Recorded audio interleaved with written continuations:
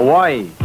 It's still the greatest place in the world for us surfers. No matter how many times you've driven out to the country, you always get a rush as you come over that last hill and head down into Haleiwa. The North Shore is an easy kind of place to kick back and enjoy living. You've got plenty of time to do anything you want, and mostly nothing at all. The tropical environment makes it the closest thing to paradise for us who enjoy the surfing life. But there's an underlying excitement here that rises to a fever pitch every time the surf comes up. Our camera crew stays here all winter because it's impossible to predict when the biggest and best days will be, and that's what we're here for. Late this year, after most of the touring pros had left the North Shore, we got one of the best days ever at Off the Wall.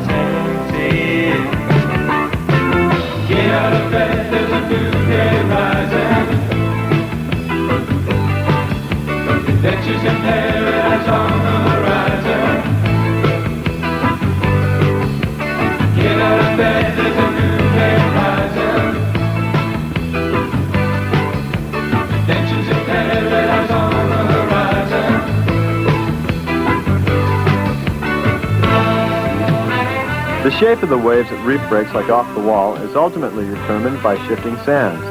Some years it doesn't even break, but this is what it's like when it's perfect.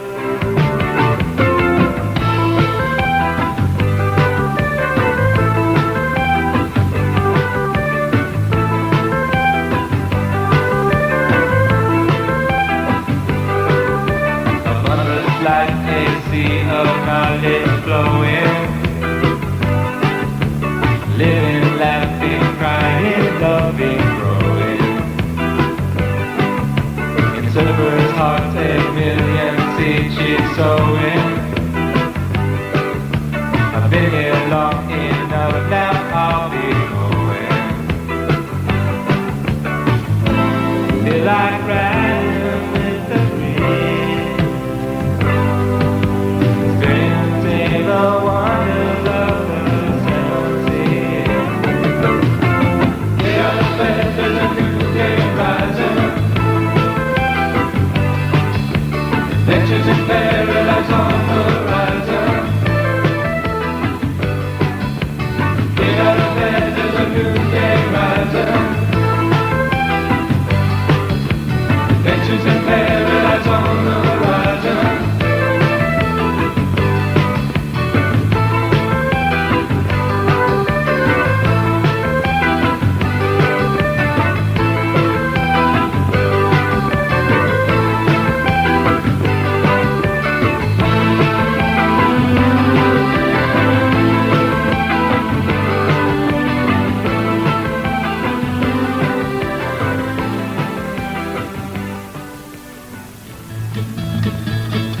Nobody ever said living in paradise would be inexpensive. With nearly everything having to be shipped in or imported, and gasoline at nearly $2 a gallon, spending your last quarter on a shave ice and wonton chips can cause a real dilemma for the clever surfer. Some say that creative financing was born on the North Shore.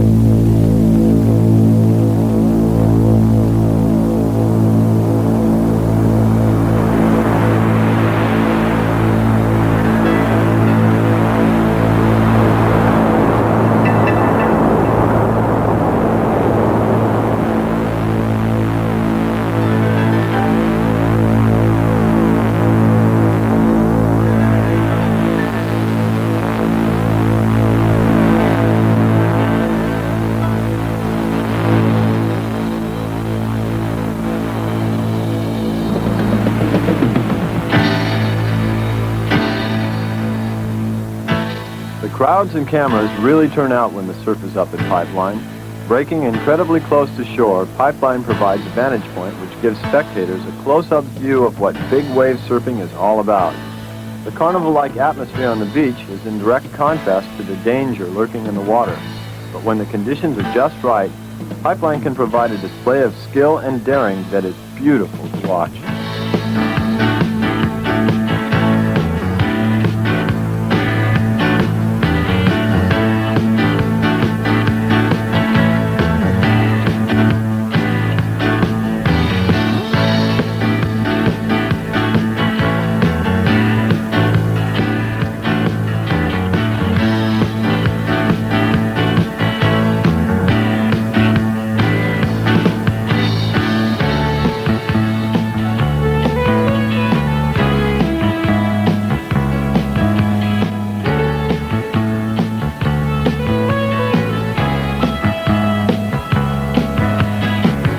From his vantage point at the Pipeline Hilton, Jerry Lopez still catches the very best moments.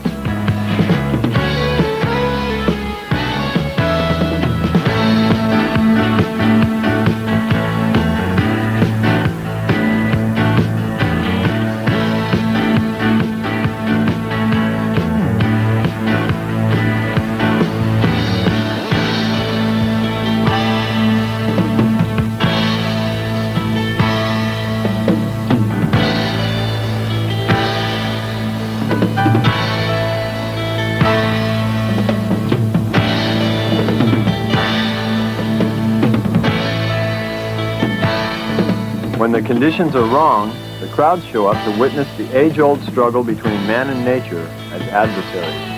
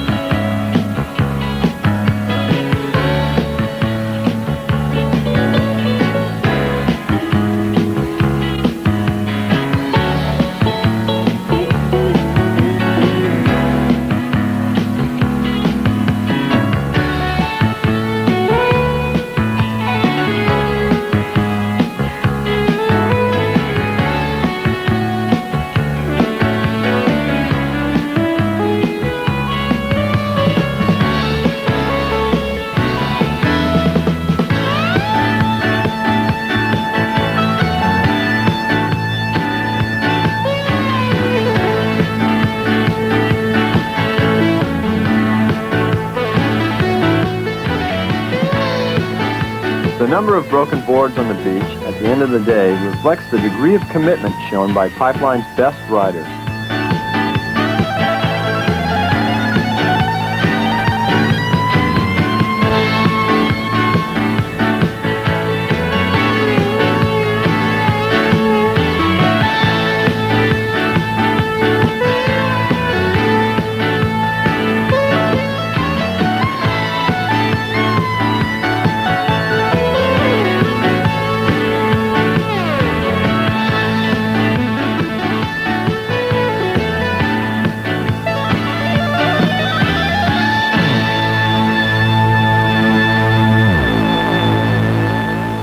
First week you're in Hawaii is a real adjustment. You really have to adjust to the speed and power of the waves, and you really have to conquer your fear. And it takes about a week before you're confident within yourself to really attack those big waves. And I found that after that week's over, I do some of my best surfing, because because I'm over there, I'm fresh, with a new approach, and I'm just trying to surf those big waves like I'm trying to surf the small waves. Then you really start to attack, and you really start to fire.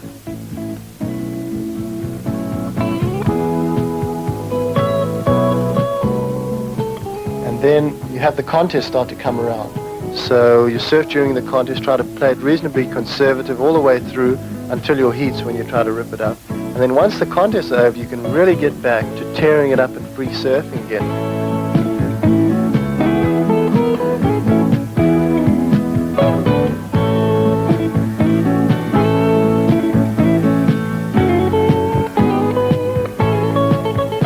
What I look for in surfboards really depends on the wave. For a big wave board, I look most of all for reliability. You want a board that when you crank that turn at the bottom of a 10-foot wave at putt, the board's going to hold in and not going to spin out. But then in a small board, you want something that's really alive, responsive, and very, very fast and maneuverable. So I'm sort of looking for two different sorts of things. For big waves, I just ride round pintails. I don't touch anything else at all. And then for small waves, I'll go for multiple fins, twins, or thrusters. I think in terms of surfboard design, I'm more of a mechanic than an innovator. It's the guys like MR and Simon who I think have really put out the new ideas in the last 5 or 6 years. MR came up with the twin fin, revitalized the twin fin, and Simon came up with the thruster design. Now I'm totally tuned into thrusters. I love the boards. I love them for waves between 4 and 8 feet, and under 4 feet I'll choose a twin fin any time, and over 8 feet I'll choose a single. So it's the innovators who I always have to be watching. I always have to be watching what's happening in surfing, because you don't want anyone to get a competitive advantage.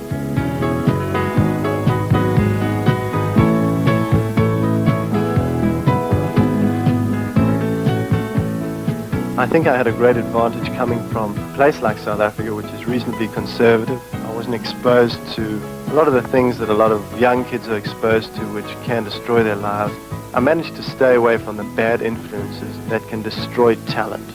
And I just wanted to be the best. I always wanted to be the best surfer. And surfing was a great outlet for that competitive drive, because I loved doing it. And the more I did it, the more I wanted to do it. The more I competed, the more I wanted to win. And I think most of all, it's just fantastic fun. I mean, I just have a blast out there. I really do.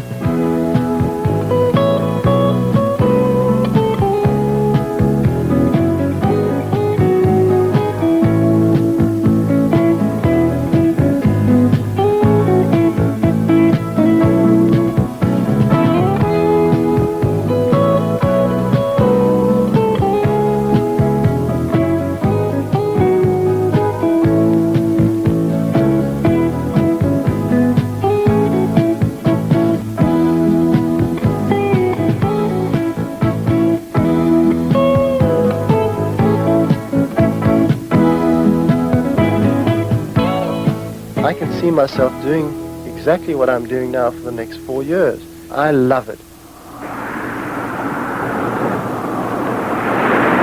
As in the transition from the 60s to the 70s, the change into the 80s saw the emergence of an ominous new weather pattern.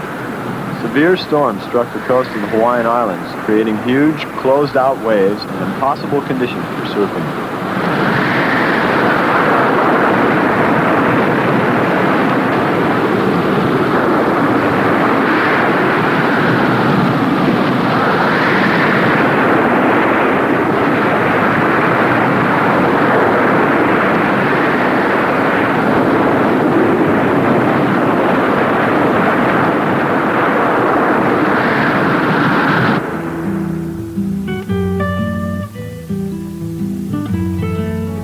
On Maui's South Shore, the damage was severe. These boats were smashed by wind and sea alike. Meanwhile, on the northern side, the sea is still very much alive, and the winds are driving hard offshore.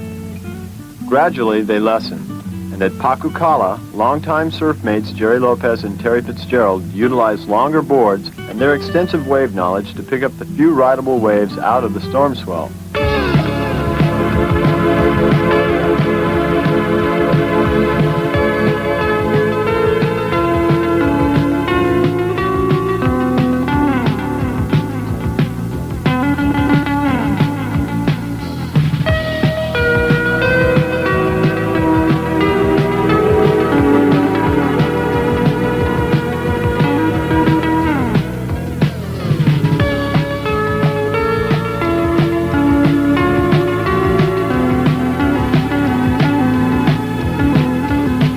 Unprepared surfers learn the hard way.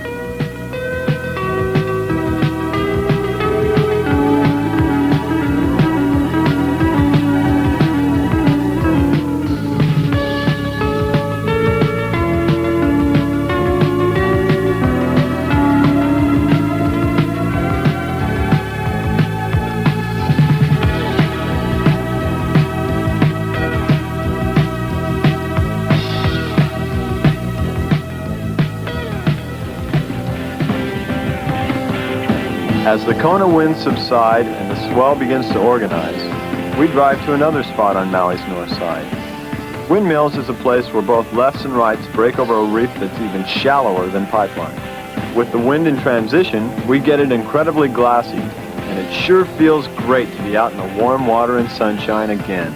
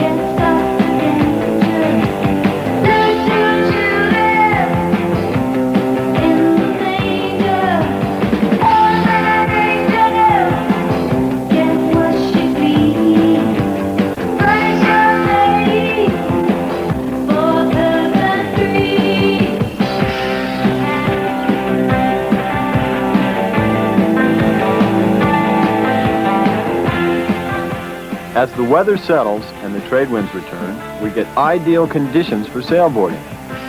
Here at Hukipa Park, several of the world's best are out practicing wave jumping for an upcoming contest. Hukipa's combination of trade winds and big surf have made it the premier spot in the world for wave jumping. With advancements in sailboard design, especially the use of foam boards and multiple fins, sailboarding overlaps more and more into the previously exclusive area of wave riding.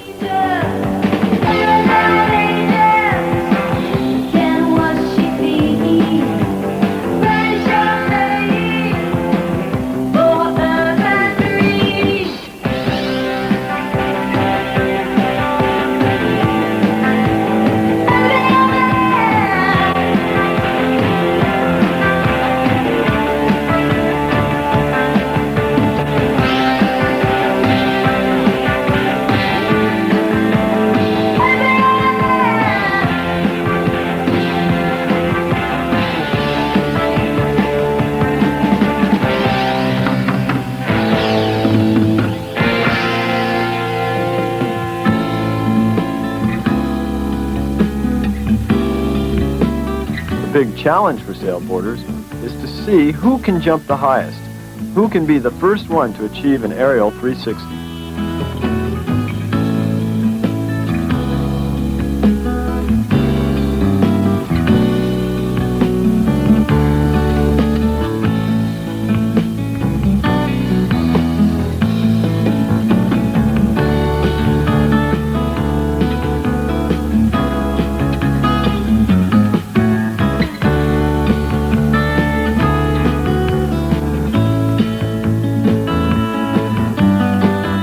Trade winds and a building swell create ideal conditions at the most perfect big wave point break in the world, Honolulu Bay. We catch Reno Avalira sharing some rides with Ray Pino, Nathan Moody, and a few other Maui locals.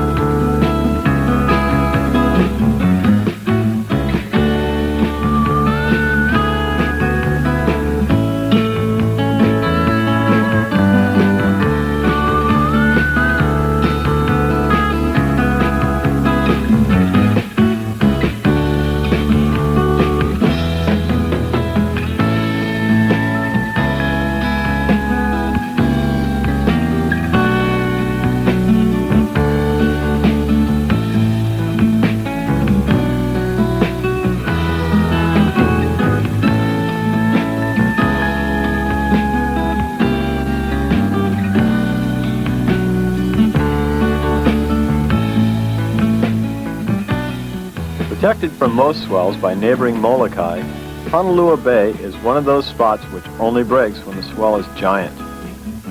Back on Oahu, we are greeted by lines to the horizon and one of the most awesome spectacles ever photographed. A small band of surfers accept the challenge of Waimea Bay and the biggest waves ever ridden.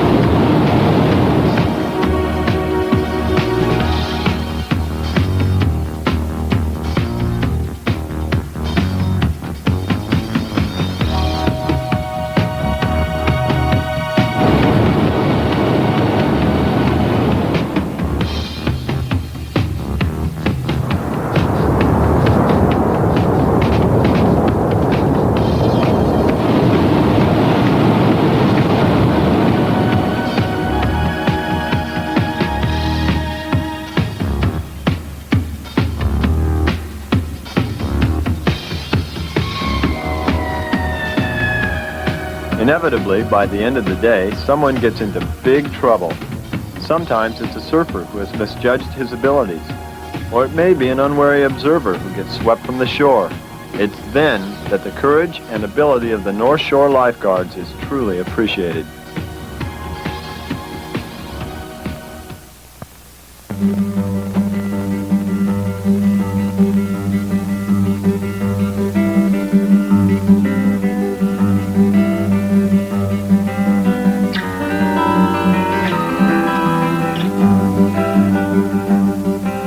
Michael Ho, at 24, has been surfing competitively since he was 8. That's over 16 years of competition experience, and his pleasure surfing reflects it. Even though he enjoys carving big surf, his real enjoyment comes from hot-dogging smaller waves. Born in California but raised in Hawaii, his surfing has been helped by friends like Lopez, Hackman, and Bertelman. Michael also acknowledges that a great deal of advice has been given to him from Hawaii's greatest living waterman, George Downing. As he's progressed and personalized his style and equipment, he has taken a unique and personal path. In even the huge North Shore surf, Michael Ho rides very small surfboards. In an area where most people want all of the flotation and rail line possible, Ho sacrifices length and paddling for increased performance.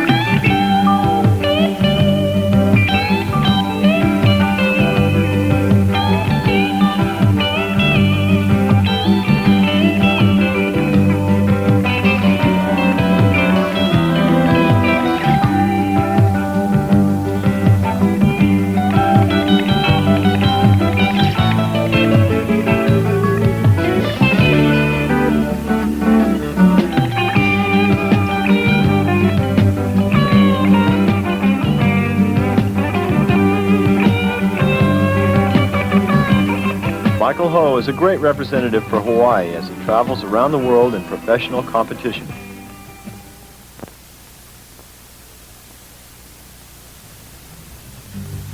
We often face the difficult decision of where to film when a swell comes up, whether to stay at the proven spots or to take a chance on the spots that are more fickle but surely less crowded. When a big south swell hits in just the right direction, the south side of Maui can offer relatively uncrowded surf. However, much of this surf is blocked by neighboring islands, so it takes local observation to know when these secluded reefs are pumping. For the locals and a few smart travelers, go the spoils. Great waves and just a couple of friends out, all thanks to the underground communications network known to surfers everywhere as the Coconut Telegraph.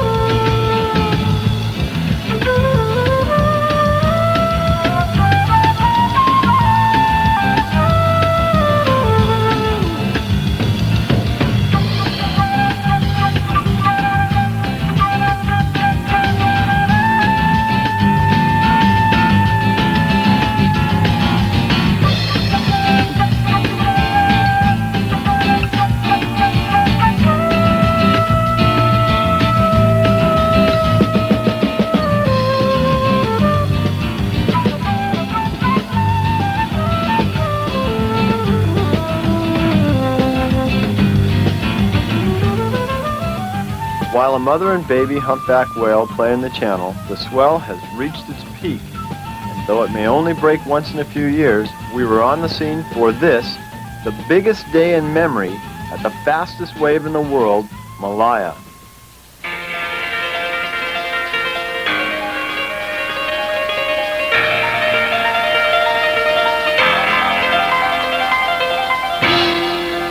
It's feared that the nearby harbor expansion might spell the end of this perfect wave, but for now, we share this rare speed ride with Al Chapman and Wayne Santos.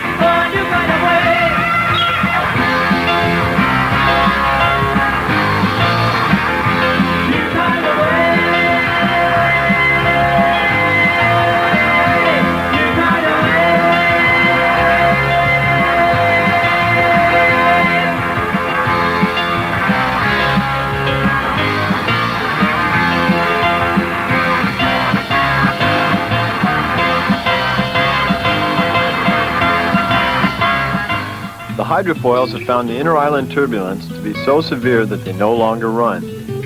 With a slight change in direction, the swells at Malaya stop as quickly as they came up. Hopping a plane, we pursue the same south swell to an even more secluded spot. Some of these places, and there are many, are so remote that they are nearly impossible to reach without a four-wheel drive. Expensive, but it keeps the crowds down. Here we join knee rider Ray Pino and some of his friends at one of the perfect secret spots never before seen on film.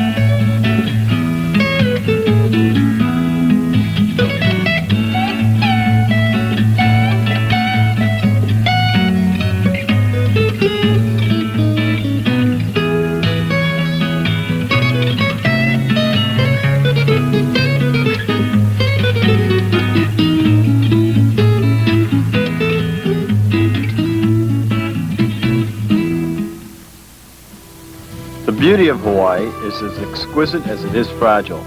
Traditional ways are slowly disappearing, falling before the promises of modern technology. Nowhere is the best and worst of this progress more evident than in Honolulu. Apart from the lingering aroma of suntan oil, the emerald waters of Waikiki and Ala Moana remain unchanged, as they were in the old days, beautiful. As the 70s became the 80s, not unlike the last decade change, the whole Earth responded, and huge swells from the southern hemisphere pounded the reefs at Ala Moana, sometimes even closing out the deep channel into the Alawai Yacht Harbor. Here at the birthplace of modern surfing, we were fortunate to catch Hawaiian surfers Jerry Lopez, Larry Bertelman, and Michael Ho ripping one of the biggest south swells in years.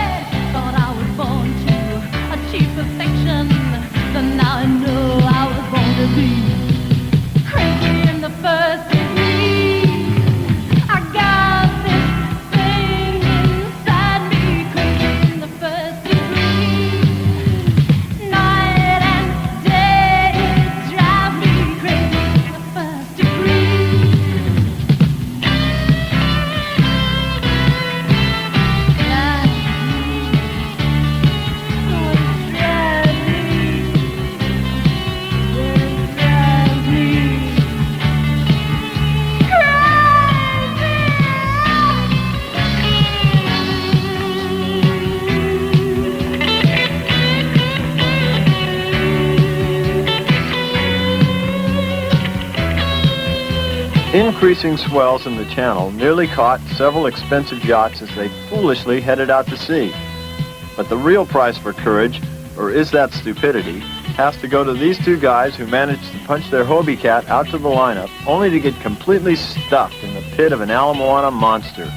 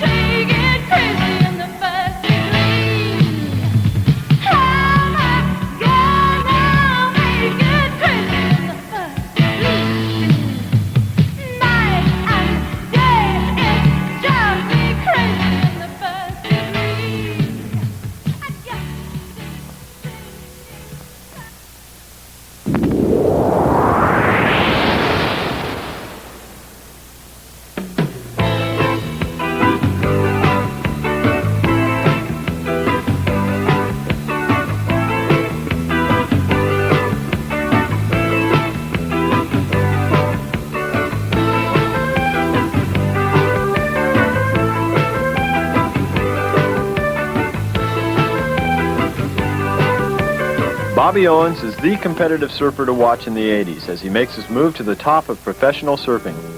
My goal at the present time is to get to the top of the IPS. All my energy has to be directed to that goal.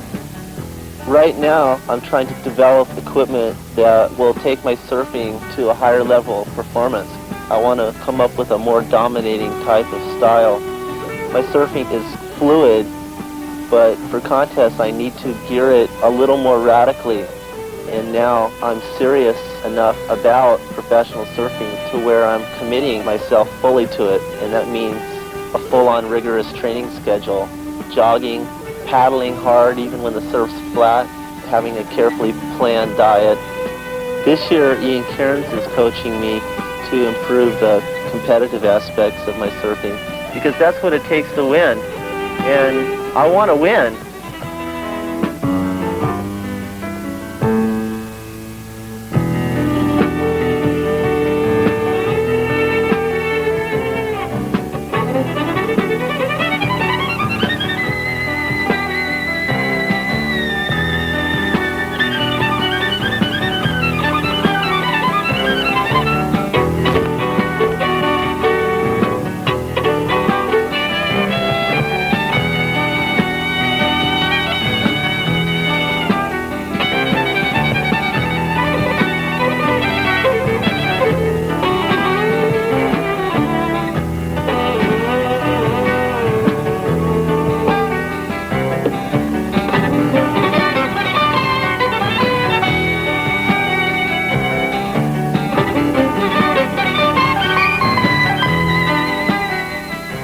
It's one thing to have confidence in big waves, but to turn around and surf big waves backside requires a whole different level of confidence. When I take off backside at Pipeline, plain and simply, it's scary.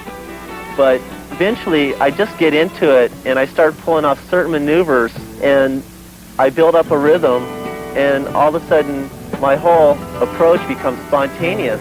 Even then, you still have to be careful. You have to catch yourself once in a while and just be aware that safety is first.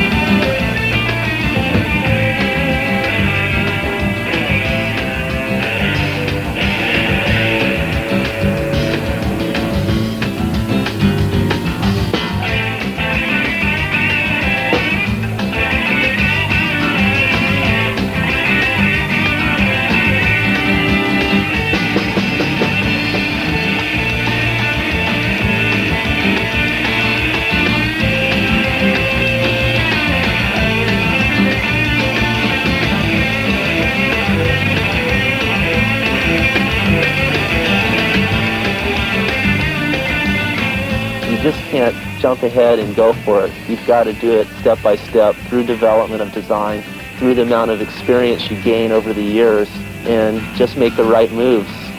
I try to be totally aware out in the water and push it when the wave dictates that I can push it. Occasionally I'll break outside those boundaries and really pour it on and try things that maybe I'm not supposed to be doing, and just hope for the best, hope that I don't get hurt.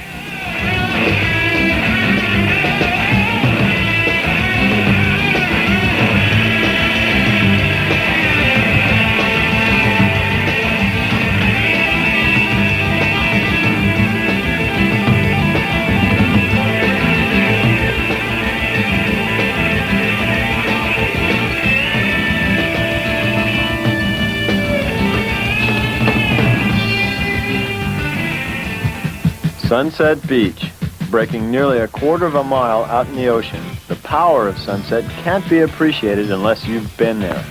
The drop alone is longer than most other waves. It takes a truly experienced surfer like Ken Bradshaw to successfully make those takeoffs, but even then, sunset can sneak up on you.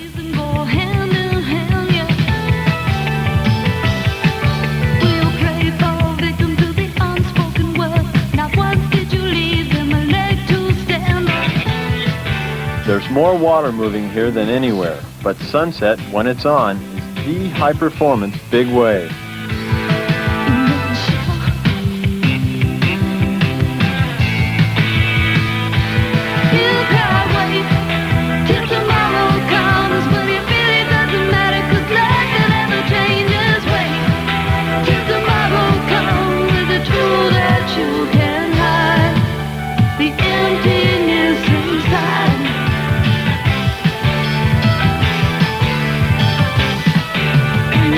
Texas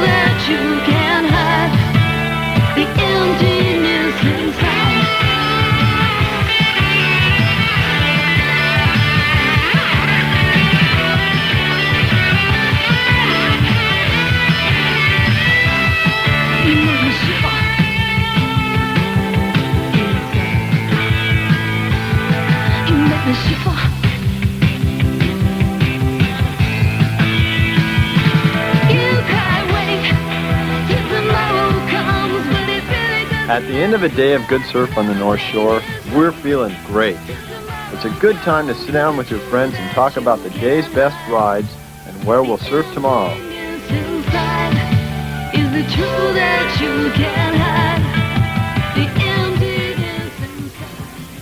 Early the next morning, we're winging out of Oahu, bound for Kauai, where the pace is even more relaxed and the competitive pressures of the North Shore are forgotten. Kauai, the Garden Isle, is home to the wettest spot on the face of the earth, Mount Waialeale. Kauai's abundant greenery often surrounds beautiful waterfalls and shelters many sacred pools. It's a very real paradise for those of us who love the water. Though the surf is normally not as big as on Oahu, we appreciate the beautifully different character of Kauai's waves.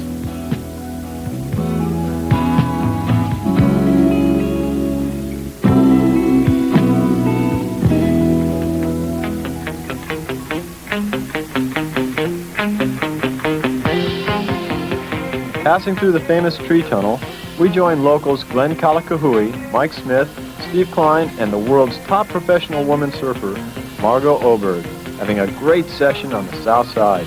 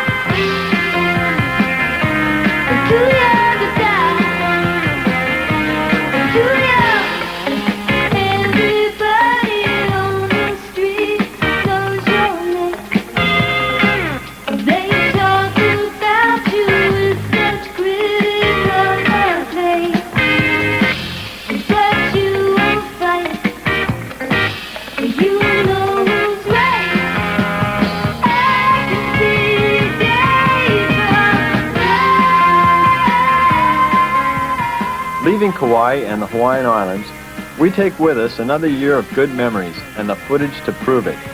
We'll be back next season, but for now, we're looking forward to new adventures.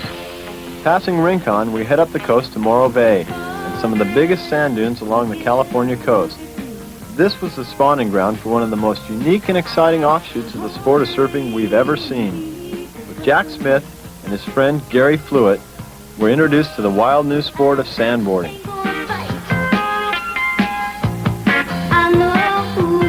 There's been people playing on the dunes out here for a long time. We saw them playing and we decided it'd be kind of fun to try some of the things they were doing. And we saw people out here on pieces of cardboard, wood with carpet tacked on top, even a few people on old car hoods. And the biggest problem we noticed was they'd go about 10 feet and have to jump off because they'd get going so fast they couldn't turn, couldn't control it. So we figured, well, there's got to be the better way, something to make the walk back up a little bit more enjoyable. So we started fooling around with some different designs, and we came up with the idea that you had to have a V bottom on the board, so you could switch from edge to edge. Well, we came up with the only way you're going to get that design is, go to a laminated board under lots of pressure using heat and about 2 tons of pressure to get the bend in it. And so we did that, and we brought the board out here, and it worked really good going down the hill. We could turn, we could go from edge to edge. For me, it's just the greatest feeling in the world.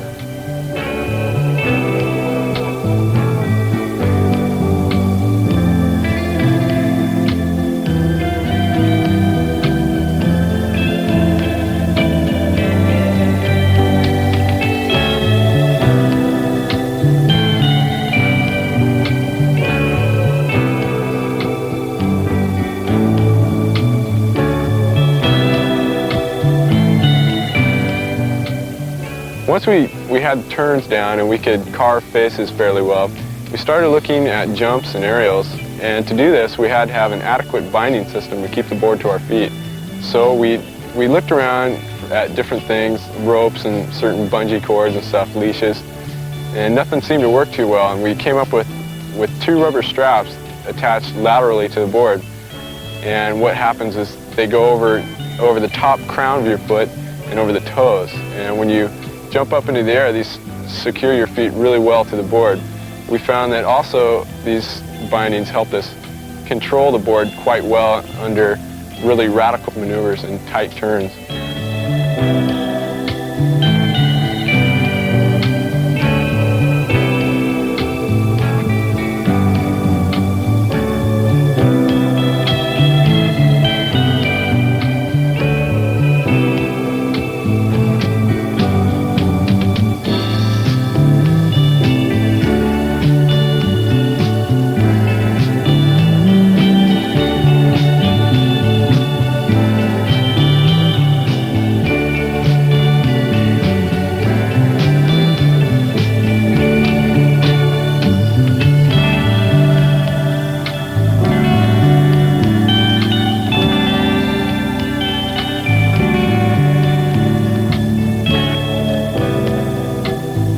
The end of the day is always the same in sandboarding, tired legs and a big smile on your face. In fact, the only time conditions are bad is when it's raining.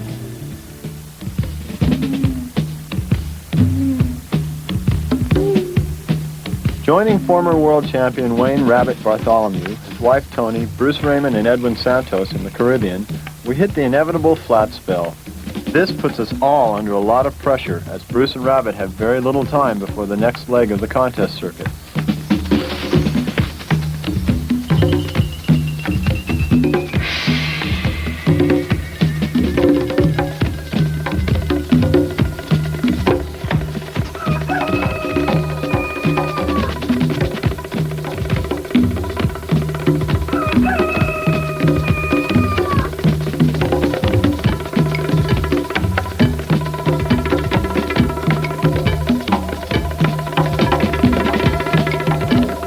Finally, we're greeted by the sound of waves, and the gang is stoked. The surf is excellent, the water's warm, and there's no one there but us.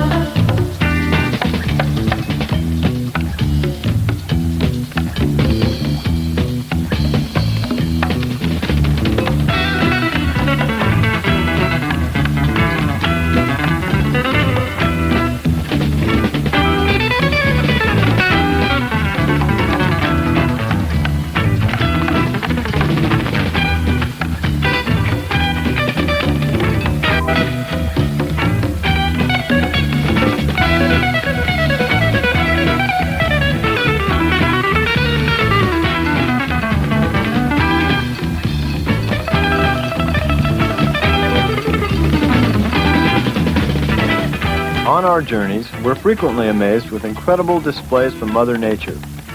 Here in the Caribbean, we wind up our session just in time to see a spectacular waterspout over 2,000 feet high. For Bruce and Rabbit, it's time to start thinking about the long journey home to Australia. Australia is a coastal country with over 90% of its population spread out along its vast coastline. Surfing is regarded as a major sport here, and though most visitors think of Australia as the land of kangaroos, surfers the world over regard Australia as a land of competitive surfing and home of the current world champion, Mark Richards, the only man to ever hold this title 3 times. Mark's equipment has had a profound influence on both professional and recreational surfers everywhere. The use of the small twin fin has now become accepted in both small and medium performance waves, and this acceptance has led to further experimentation in the use of multiple fin concepts.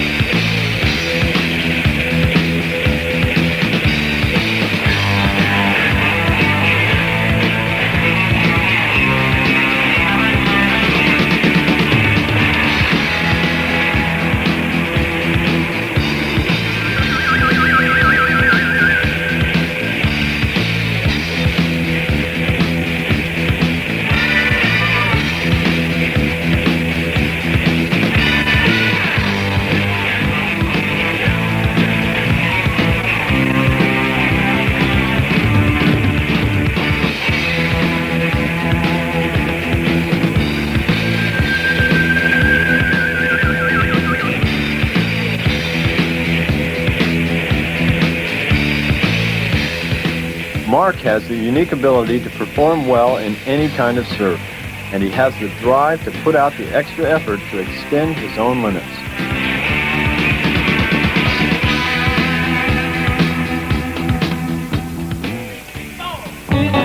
The very first surfers used no boards at all. Today, the art of body surfing has been taken to the point where it's gained universal appreciation and respect from the rest of the surfing community. Some of the things body surfers do are truly incredible.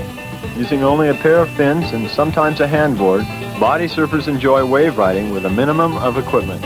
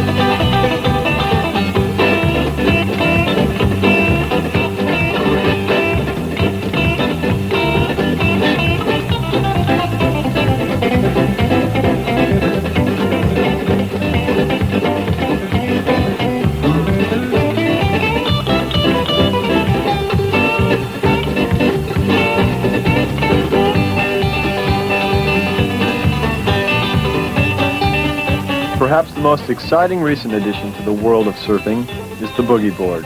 It's the easiest way to learn surfing, and its potential is virtually limitless.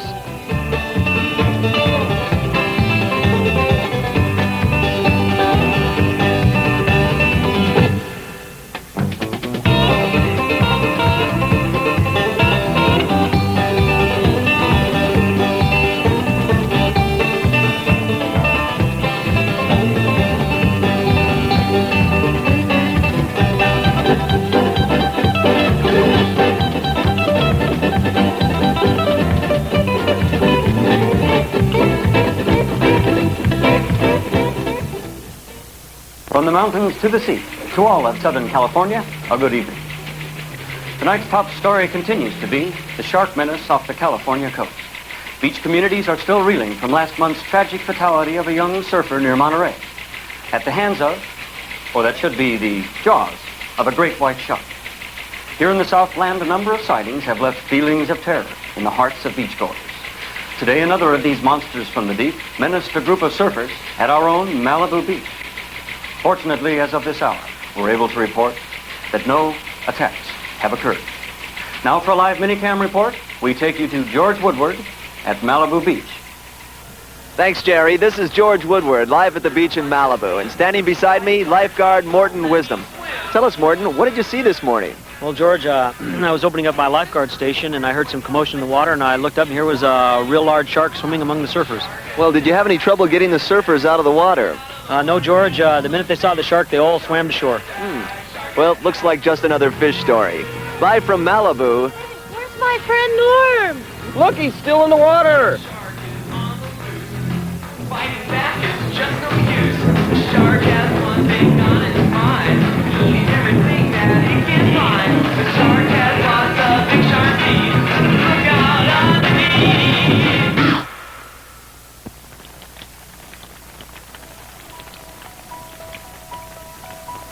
Rain again. After weeks of no surf, the walls are beginning to close in.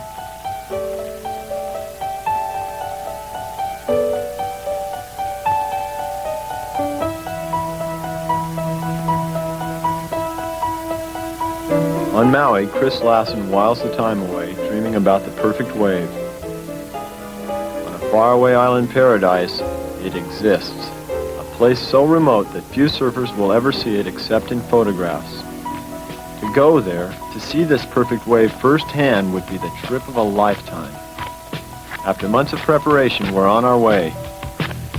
Traveling with Chris and his friend Chuck Benata, we leave Hawaii bound for the Orient.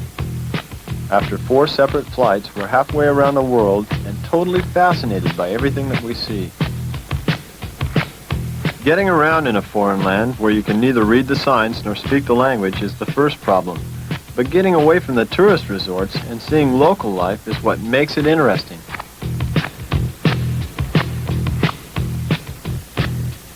While we find the contrast of such a different culture intriguing, we must remember it is we who are foreign. We are the curiosities to these people who view us as the rich Americans. 7 days after leaving Honolulu, we are heading away from the population centers. Approaching the coast, we fly over incredible tropical rainforests as equatorial splendor passes beneath our wingtips.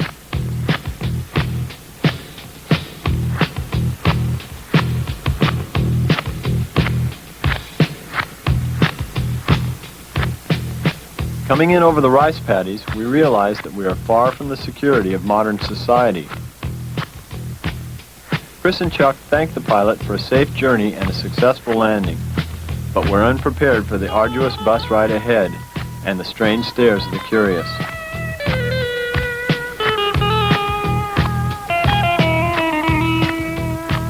We are headed through the lush countryside toward the coast where there's no landing strip.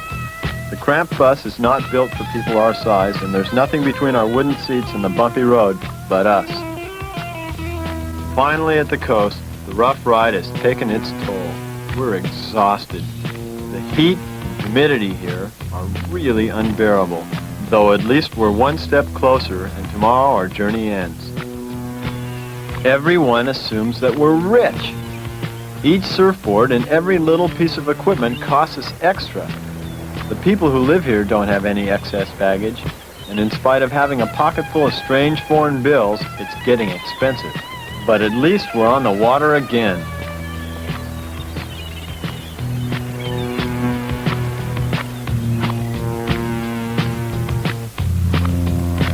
In spite of the lack of shade on the crowded boat, we feel the excitement building. We're nearly there. We feel great. Ours is the last stop, and as we approach the dock, we feel swells under our feet.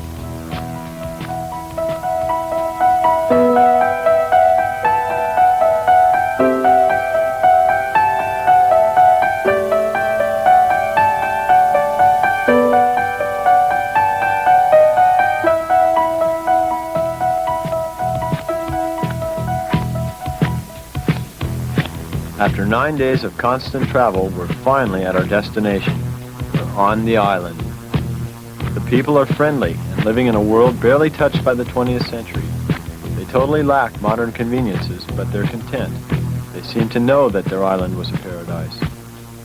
For us as surfers, it was a dream come true.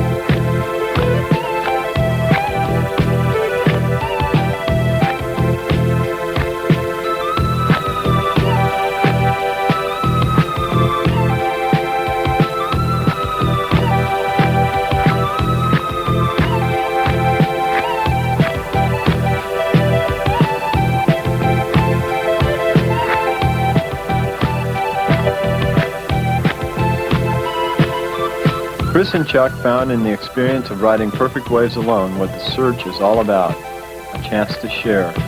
The locals already knew.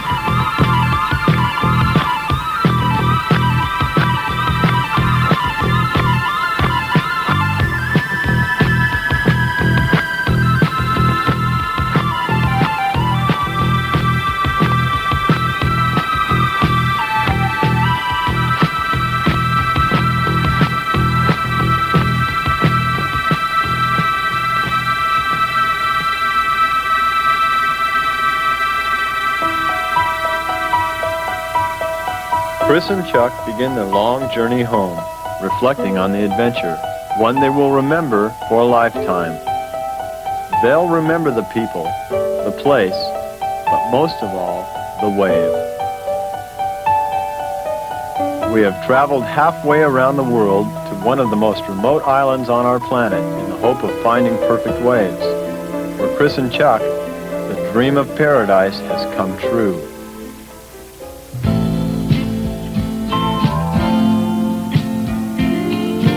With our dreams fulfilled, we return at last to Hawaii, where we're struck by the feeling that total fulfillment often eludes us until, at last, we return to that place we call home. You get so high, just setting me up for the fall.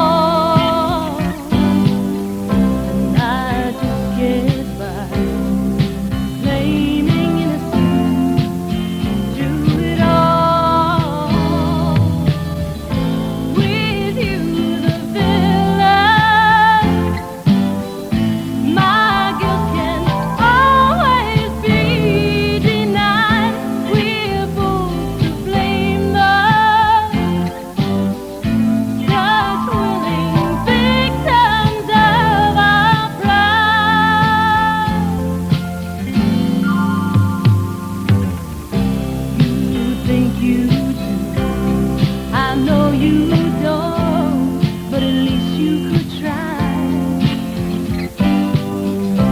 Tell me I'm wasting away on the line. It doesn't matter. It's all been said and done before we stick together. So we can hurt a little more.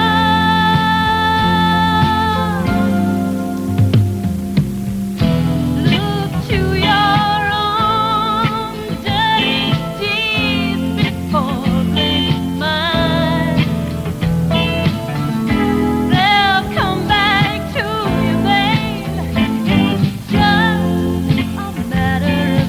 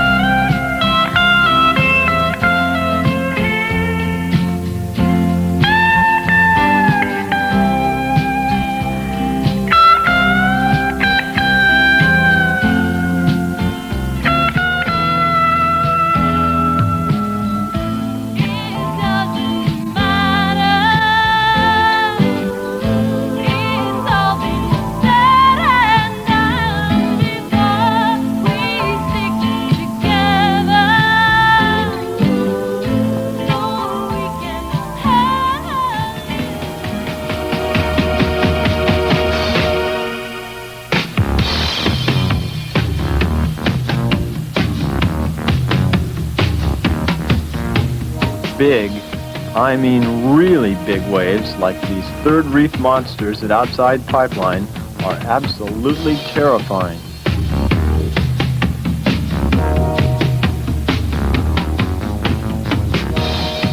The fear is even present in the hush on the beach as all who watch from the safety of the shore realize that to paddle out is a life and death decision.